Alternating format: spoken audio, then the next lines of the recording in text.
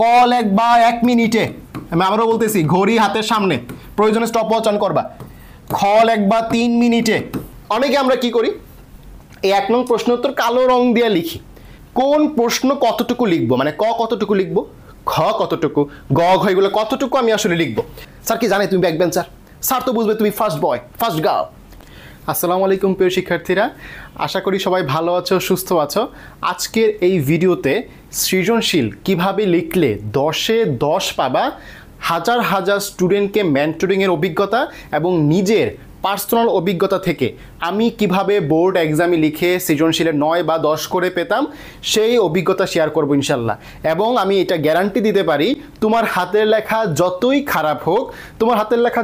খারাপ হোক, তুমি যদি আমার এই সিস্টেমগুলো ফলো করে এক্সাম দিয়ে আসতে পারো, তুমি যেই সৃজনশীল পরীক্ষায় দিবা সেখানে টপ মার্ক পাবা ইনশাল্লাহ। ঠিক আছে, তো কথা না বাড়িয়ে শুরু করতেছি আমাদের আজকের ভিডিও। সৃজনশীল এইভাবে লিখলে 10-এ 10 পাবে। তো আমাদের প্রথম যে টিপসটা সেটা হচ্ছে হাতের লেখা ম্যাটার করে না, প্রেজেন্টেশন ম্যাটার করে। তাহলে এই যে আমি কথাটা লিখলাম, তুমি তোমার খাতায় প্রেজেন্টেশন ঠিক রাখতে হবে এবং এই প্রেজেন্টেশন ঠিক রাখার জন্য আমি তোমাকে 7টা টিপস শেয়ার করব, 6টা টিপস শেয়ার করব এবং এই 6টা টিপস অনুযায়ী তুমি সৃজনশীল পরীক্ষাগুলো দিবা। ওকে, তাহলে আমাদের টিপস নাম্বার 1 মানে 2 নাম্বার পয়েন্ট হচ্ছে খাতার মার্জিন। তো আমরা যখনই পরীক্ষার হলে পরীক্ষার প্রথম স্টেপটাই খাতাটা মার্জিন করতে হয়, মোটামুটি 15 মিনিট সময় দেয়, ভালো একটা সময় দেয়। তো খাতার মার্জিন এমনভাবে রাখতে হবে যেন খুব বড় না হয়ে যায় আবার খুব ছোট না হয়ে যায়। এই জন্য আমি নিজে ডেমো আকারে নিয়ে আসছি। তো সবাই এরকম একটা প্লাস্টিকের স্কেল ইউজ করবা, পরীক্ষা হলে নিয়ে যাবা।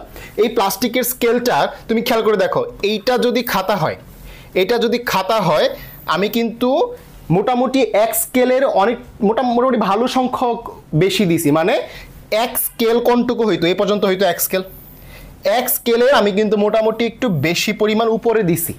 কথা বুঝতে পারছো? অনেকে কি করে, উপরে 1 স্কেল পরিমাণ করে না, প্রায় 1.5 স্কেলের মতো উপরে তুমি মার্জিনটা দিবা। ঠিক আছে, 1 স্কেলের একটু বেশি তুমি মার্জিনটা দিবা উপরের যে পার্টটা। ওকে, আর নিচের বাম পাশে যে পার্টটা, ডান পাশে তো মার্জিন দরকার নাই, বাম পাশে তুমি 1 স্কেল পরিমাণ, ঠিক আছে, বাম পাশে তুমি 1 স্কেল পরিমাণ একদম খাতার সাথে মিশে বাম পাশে 1 স্কেল পরিমাণ তুমি কি করবা, মার্জিন করবা। আর উপরে যে মার্জিনটা এটা মোটামুটি 1-এর থেকে একটু বেশি, যে এতটুকু পরিমাণ একটু নিচে নামে এটা তুমি স্কেলটা করবা। ঠিক আছে, ওকে। তাহলে খাতায় মার্জিন টানার পর তোমার কাজ কি, 1 নং প্রশ্ন উত্তর বা 2 নং প্রশ্ন উত্তরে লেখা। তো প্রশ্ন নং ও প্রশ্নের ক খ গ ঘ এইটা লেখার উপর কিন্তু তোমার খাতার প্রেজেন্টেশন ডিপেন্ড করে। কিভাবে দেখো, অনেকে আমরা কি করি, এই 1 নং প্রশ্ন উত্তর কালো রং দিয়ে লিখি, অনেকে আবার নীল রং দিয়ে লিখি, রাইট? তো কনফিউশনটা কোন জায়গায় থাকে, যে বোর্ড পরীক্ষায় যদি আমার মার্কাইটা দেয়, তো আমি যখন বোর্ড এক্সাম দেই, প্রত্যেকটা বোর্ড এক্সামে সৃজনশীল লেখার ক্ষেত্রে বাংলা বলো ইংলিশ বলো, এই উপরের যেটা 1 নং প্রশ্নের উত্তর এবং নিচে 2টা দাগ তোমরা দেখতে পাচ্ছ কিনা, এটাতে নীল রঙের, তোমাদের কাছে ক্যামেরার মধ্যে আসতেছি কিনা, এটা কিন্তু নীল রং। ঠিক আছে, নীল রঙের কলম দিয়ে আমি লিখতাম এবং এইটা কিন্তু বোর্ডে অ্যালাউড। ঠিক আছে, বোর্ডে অ্যালাউড, কোনো সমস্যা নাই, বোর্ডে অ্যালাউড, কোনো সমস্যা নাই। ওকে, তো তুমি লাল কালি বাদে কালো আর নীল কলম নিয়ে যাবা, লাল কালি কিন্তু ব্যবহার করা যাবে না, কালো এবং নীল কালি নিয়ে যাবা। তুমি যতগুলা প্রশ্ন নং লিখবা সবগুলা এরকম লিখে নিচে 2টা দাগ। ঠিক আছে, মনে থাকবে? ওকে, এখন হচ্ছে ক খ গর বিষয়টা দেখো, অনেকেই ক লিখি এইখানে, রাইট? মানে 1 নং প্রশ্ন তো লিখলাম, এইখানে ক লিখে উত্তরটা শুরু করি যে সিরাজউদ্দৌলা এত সালে যুদ্ধ করেন, পলাশী যুদ্ধ করেন, তাই না? ক নম্বর প্রশ্ন মনে করে আসলো, কত তারিখে সিরাজউদ্দৌলা যুদ্ধ করেন, বা যে কোনো এক কথার প্রশ্ন, অন্য যে কোনো সাবজেক্টে, কেমিস্ট্রি হইতে পারে, বায়োলজি হইতে পারে, পরিণীতি হইতে পারে, আর্টসের যারা আসো, তাই না? তো তুমি 1 নং প্রশ্ন মানে ক যেটা এখানে লিখবা না, লিখবা কোন জায়গায়, এইখানে, এতে খাতাটা ফুটে ওঠে। ঠিক আছে, এবং ক নং প্রশ্ন উত্তর একদম এক কথায় দিবা, বড় করবা না, 2 লাইন বা 1 লাইনের মধ্যে শেষ করে দিবা। এটা শেষ হওয়ার পরে মোটামুটি 2 বা 3 আঙ্গুল ফাঁকা দিয়ে তুমি খ নাম্বার শুরু করবা। ঠিক এরকম, এখানে কিন্তু খ নাম্বার লেখা যাবে না, এখানে লিখবা। ঠিক আছে, কথা বুঝতে পারছো? এবং খটা তুমি 2টা প্যারায় লিখবা। ঠিক আছে, প্যারা নিয়ে সামনে আসতেছি আমি। খ লিখবা 2টা প্যারা, এখানে একটা দাঁড়িয়ে দিয়ে, যেহেতু 2 নাম্বার, এখানে তুমি হচ্ছে শেষ করবা। চেষ্টা করবা খ যেন ওই পাশের পেজে না যায়, এটা আমি সামনে আসতেছি, আমি কোন প্রশ্ন কতটুকু পরিমাণ লিখবা এটাও বলবো। তাহলে এখানে আমার কথাটা ক্লিয়ার। 1 নং প্রশ্ন তো 2 নং তুমি যাই দাও নীল কালি দিয়ে লিখবা, নিচে আন্ডারলাইন করবা, ঠিক আছে? এবং তোমার যে ক খ গ ঘ বামে লিখবা না, এইভাবে উপরে উপরে লিখবা, ঠিক আছে? ওকে, আচ্ছা এরপরে পয়েন্ট দেখো, কোন প্রশ্ন কতটুকু লিখবো, মানে ক কতটুকু লিখবো, খ কতটুকু, গ ঘ এগুলো কতটুকু আমি আসলে লিখবো। তো এটা হচ্ছে তোমার খাতা, ঠিক আছে? তোমার খাতা, তুমি এখানে 1 নং প্রশ্ন তো দিয়ে শুরু করছো, নীল কালি দিয়ে তোমার লেখা হয়েছে 1 নং প্রশ্নের উত্তর, তাই না? নিচে 2টা দাগ দিছো, তুমি সুন্দর করে ক খ, ক খ তুমি কালো কালি দিয়ে লেখো, সমস্যা নেই। ক এখানে যেহেতু কত 1 মার্ক, তুমি 1 টানে শেষ করে দিবা, এই পর্যন্ত শেষ, ক শেষ। 2 আঙ্গুল বা 3 আঙ্গুল গ্যাপ দিয়ে এখানে শুরু হবে খ। খতে কয় মার্ক? 2 মার্ক, যত মার্ক তত প্যারা, যত মার্ক তত প্যারা। ওকে, তাহলে এইখান থেকে শুরু করলাম, এখান থেকে শুরু করলে একটা প্যারা শেষ হইল, মনে করো 2 লাইন, এখানে তুমি আরো 3 বা 4টা লাইন লিখবা, ঠিক আছে? শেষ। এই যে এটা হচ্ছে খ, এটা হচ্ছে খ, আমার কথা বুঝতে পারছো? খ যেন ওই পেজে না যায় চেষ্টা করবা, যদি খুব বেশি জরুরি হয় তথ্য তখন তুমি ওই পাশে যাইতে পারো, বাট চেষ্টা করবা ওই পাশে যেন না যায়, এক পেজে শেষ করার জন্য। ওকে, মনে করো খ এখানে শেষ হয়ে গেল, মনে করো খ এখানে শেষ হয়ে গেল। অনেক ছোট প্রশ্ন থাকে না, অনেকে কি করে এখানে গটা শুরু করে, কেন ভাই তুই কি ফিস দেস নাই? পরীক্ষার জন্য কি ফিস দেস নাই? খাতা কি তোরে বললে কি না করবে যে টাকা দে? না তো ভাই, এখানে গ কেন শুরু করতেছো? গ এখানে কোনোভাবেই শুরু করা যাবে না, গ চলে যাবে অপর পেজে। তাহলে অপর পেজ যেটা আমি মনে করলাম এটা হচ্ছে অপর পেজ, অপর পেজ। গ শুরু হবে এইখানে, গ শুরু হবে এইখানে। গতে কয় মার্ক? 3 মার্ক, তাহলে হচ্ছে 3টা প্যারা হবে। প্রথমে এক কথায় বলবা, গতে যে প্রশ্নটা চাইছে এটার এক কথায় যা উত্তর আসে এটা বলবা। এক কথায় আসার পর অনেকে কি করে এখানে উদ্দীপক লেখে, উদ্দীপকের কথাগুলো এখানে লেখে, অনেকেই কথাগুলো বলার পর উদ্দীপকের কথা এখানে লিখে। খুবই সাবধান, স্যাররা যেটা ফলো করে প্রথম অংশটুকু পড়ে, প্রশ্নের শেষ অংশটুকু পড়ে, মাঝখানে খুব কম পড়ে স্যাররা, সময় কম থাকে খাতা দেখার জন্য, খাতা দেখার জন্য সময় কিন্তু কম থাকে। তাহলে স্যাররা কি করে প্রথম অংশটুকু পড়ে, শেষ অংশটুকু পড়ে।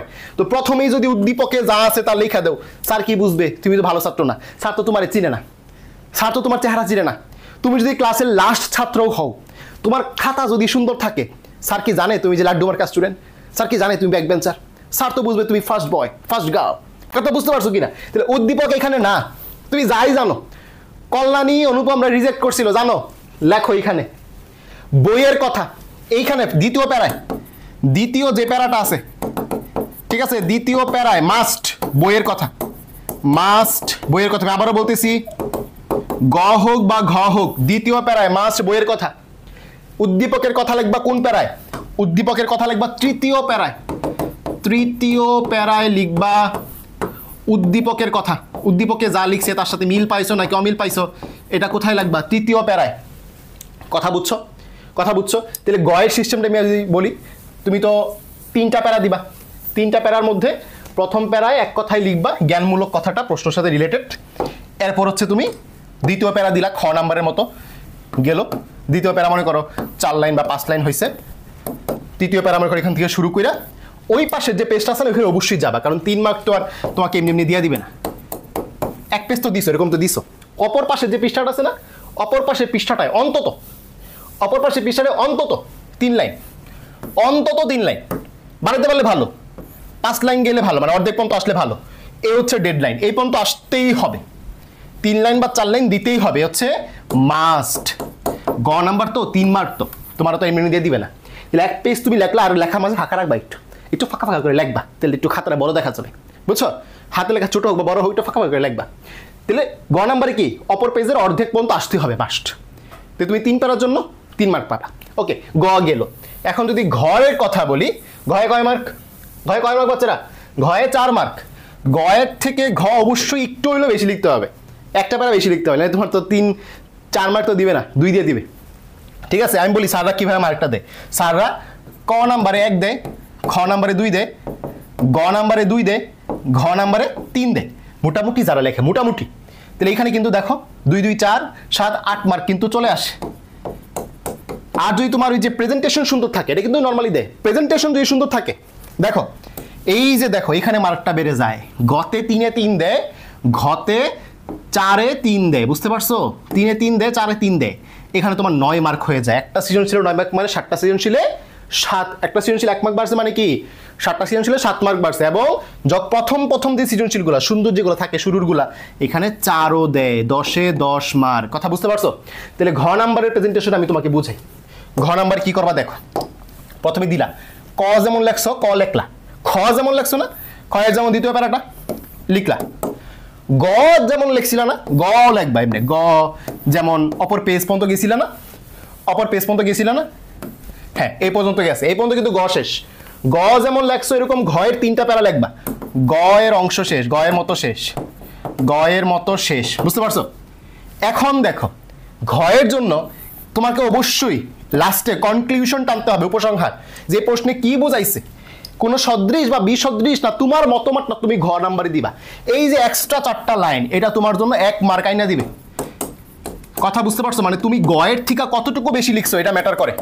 অনেকে কি করে গ লেখে 2 পেজ, ঘ লেখে 2 পেজ, আরে মার্ক তো সমান না, তুমি সমান লেখছো কেন? গ লেখে 2 পেজ, ঘ লেখে 2 পেজ, মার্ক তো সমান না, তুমি সমান লেখছো কেন? আমার কথা কি বুঝতে পারছো? তাহলে তুমি কি করবা, গ এর থেকে অবশ্যই 3 থেকে 4টা লাইন বেশি লিখবা, তোমার 7 মার্ক বেড়ে যাবে। একটা প্রশ্ন 1 করে পারলে 7 মার্ক বেড়ে যাবে অন্যদের থেকে। আমার কথা বুঝতে পারছো? ওকে, তাহলে এটা ক্লিয়ার কোন প্রশ্ন কতটুকু লিখবা। এখন দেখো প্রশ্ন সিলেকশন ও উত্তর পদ্ধতি। প্রশ্ন সিলেকশন, কোন প্রশ্নটা তুমি দিবা প্রথমে, যেটা তোমার কাছে সবচেয়ে সুন্দর লাগতেছে, তুমি সবচেয়ে ভালো লিখতে পারবা। কারণ আমি আগে বলছি যে স্যার জানে না তুমি কেমন স্টুডেন্ট। প্রথম 4টা সৃজনশীল বা 5টা যদি ভালো থাকে স্যার বুঝবে এত টপার, এটা তো মার্ক বেশি দিতে হবে, তো ভালো স্কুল থেকে আসছে, ভালো কলেজ থেকে আসছে। কথা বুঝতে পারছো? প্রশ্ন সিলেকশনের মধ্যে তুমি সবার আগে ওই প্রশ্নটাই দিবা যেটা তুমি সবচেয়ে ভালো পারো, এবং যেগুলো বগিচগি এগুলো লাস্টে দিবা। এখন একটা ঝামেলা হয় যে ভাইয়া প্রথম 5টা বা 6টা সৃজনশীল খুব ভালো লিখি, লাস্টের 2-3টা অনেক খারাপ হয়ে যায়, ছোট হয়ে যায়, কি করব? এই জন্য তোমাকে টাইম ম্যানেজমেন্ট শিখতে হবে। টাইম ম্যানেজমেন্ট কি দেখো, তোমার মোট সময় মোটামুটি 2.5 ঘন্টা 30 মিনিট এমসিকিউতে নিয়ে আনে, 2.5 ঘন্টা 2 ঘন্টা 30 মিনিট। এবং এইখানে তোমার এই যে খাতা সাইন করা, তারপর হচ্ছে পিন দেওয়া বা সেলাই করার মধ্যে প্রায় 10 মিনিট সময় তোমার চলে যাবে। প্রশ্ন সিলেক্ট করা 10 মিনিট চলে যাবে, তার মানে তুমি সময় পাবা মোট 2 ঘন্টা 20 মিনিট। ঠিক আছে, 2 ঘন্টা 20 মিনিট সময় তুমি পাবা। আমি যদি 7 দিয়ে ভাগ করি দেখবা প্রত্যেকটা প্রশ্নের জন্য তুমি 18 থেকে 20 মিনিট করে সময় পাবা, 18 থেকে 20 মিনিট। তো তোমার হাতে অবশ্যই ঘড়ি থাকতে হবে। আমি আবারও বলতেছি, তুমি যদি 10-এ 10 পাইতে চাও তোমার হাতে অবশ্যই ঘড়ি থাকতে হবে, ঘড়ি মাস্ট। এবং প্রত্যেক প্রশ্নে তোমার একটা যুদ্ধের মতো অংশগ্রহণ করতে হবে, যে আমি প্রত্যেক প্রশ্নে ভাইয়া যে টাইমটা দিয়েছি এটা মেনটেন করবো। কোন টাইম? কল 1 বা 1 মিনিটে। আমি আবারও বলতেছি, ঘড়ি হাতের সামনে, প্রয়োজনে স্টপ ওয়াচ অন করবা। খল 1 বা 3 মিনিটে, গল 1 বা 6 মিনিটে মাস্ট, আর ঘল 1 বা 8 মিনিটে। আমার কথা বুঝতে পারছো? 4, 10, 8, 18 দেখছো, বুঝতে পারছো? 8, 6, 14, 15, 16, 17, 18 মিনিট। তাহলে টোটাল 18 মিনিটে একটা সৃজনশীল। দেখবা লাস্টে তোমার 10 মিনিট হাতে বাইচে আছে রিভিশন দেওয়ার জন্য। আমি যেটা বলছি এটা যুদ্ধ হিসেবে নিবা, হাতে ঘড়ি মাস্ট, স্টপ ওয়াচ বা ঘড়ি যেটাই হোক থাকবে। এবং অবশ্যই এইটা তুমি মেনটেন করবা প্রত্যেকটা প্রশ্নের ক্ষেত্রে, তাহলে দেখবা প্রত্যেকটা সৃজনশীল সমান হচ্ছে। ক 1 লাইনে, খ 2 প্যারায়, গ হচ্ছে 3 প্যারায়, ঘ হচ্ছে 4 প্যারায়। আমার কথা বুঝতে পারছো? তাহলে প্রত্যেক প্যারার মধ্যে আমি তোমাকে 2 মিনিট করে সময় দিছি। আমার কথা বুঝতে পারছো? তাহলে এখানে 18 মিনিটে তুমি অবশ্যই শেষ করবা, দেখবা তোমার প্রত্যেকটা সৃজনশীল স্মুথ হচ্ছে। আমি এটা বানায় বলতেছি না, নিজে অ্যাপ্লাই করছি, আমার স্টুডেন্টদের অ্যাপ্লাই করাইছি 5 বছর ধরে, সব অ্যাপ্লাস পাইছে আলহামদুলিল্লাহ। ঠিক আছে, বুঝতে পারছো? তো টাইম ম্যানেজমেন্ট খুবই গুরুত্বপূর্ণ, এটা প্রয়োজনে স্ক্রিনশট তুলে রাখো বা খাতায় লিখে রাখো মাস্ট। ওকে, লাস্ট দেখো পিটিও এবং লাইনের মাঝে গ্যাপ রাখ। আমি গ্যাপের কথা অলরেডি বলে দিছি, যে তোমার লেখা ছোট বা বড় হোক তুমি লাইনের মাঝে গ্যাপ রাখবা। খাতা বড় হলে মার্ক বেশি, এটা কিছু করার নাই, মানতেই হবে। খাতা বড় মার্ক বেশি, খাতা বড় মার্ক বেশি। পিটিওর কথাটা কি? পিটিও মানে প্লিজ টার্ন ওভার। একটা পেজ থেকে যখন একটা পেজে যাবা, যেমন গ নাম্বার আর ঘ নাম্বার এটা প্রয়োজন পড়ে। গ নাম্বারে তুমি কিন্তু 1.5 পেজে লিখতেছো, তাই না? গ নাম্বার। এখন অনেকে আবার হাতের লেখা অনেক ফাস্ট, তুমি চাইলে বেশি লেখো, সমস্যা নেই, কিন্তু কম লেখো না। আমি যে ডেডলাইন দিছি আর কম লেখবা না, হাতের লেখা ফার্স্ট থাকলে বেশি লেখো। আচ্ছা, তো গ নাম্বারে যেটা বললাম, তোমার কিন্তু গ আর ঘতে পরে পেজে যাইতে হয়, তাই না? গ অথবা ঘতে কিন্তু পরে পেজে যাইতে হয়। এক্ষেত্রে এখানে ছোট্ট করে পিটিও লিখে দিবে একটা, সুন্দর করে জাস্ট এইটুকু, আমি যেটুকু লিখছি এতটুকু, পিটিও প্লিজ টার্ন ওভার, খাতা সুন্দর দেখা যায়।